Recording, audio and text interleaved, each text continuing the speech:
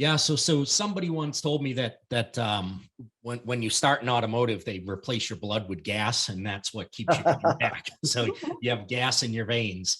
Um, Automotive was not even where I intended on starting my career. I wound up in automotive because of my dad's deep confidence level in my math ability when he told me, you realize this computer programming thing that you're going into has a lot of math. Maybe you should look at the automotive program. Thanks, So Dad. yeah. So luckily for me, Ford was starting its asset program at the college that my dad worked at. I looked at it, it sounded great, and so I switched over from the computer repair side of things to the automotive repair, which now they're kind of one anyways, Yeah. right? True. It's just a rolling computer now.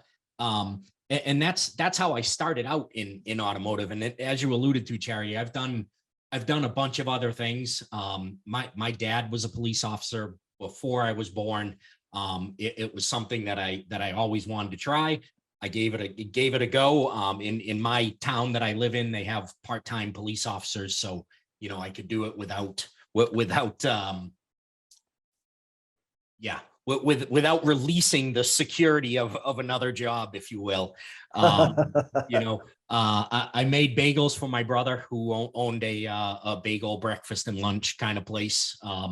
That was fun and interesting. I've done a whole bunch of different things that some of them took me completely out of automotive. Some of them I did alongside automotive. When I was helping my brother making bagels, I was doing that on the weekends to help him out because he was doing 7 days a week. He couldn't get a baker to show up. So, so it's the car business itself is such an incredible business that you build these friendships and bonds with people throughout, especially since we've got the internet and Zoom and things throughout the country. But before Zoom, right, you had people within, I'm in New England, I had people from all over New England from going to training classes that you made connections with. You got their phone number and you started talking to them, a couple of times a week or a couple of times a month rather. And they became your friends just from the camaraderie of the automotive business.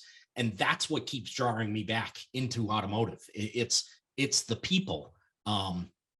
And you can't call it the people business because people wouldn't understand what you were talking about, but that's really what it is.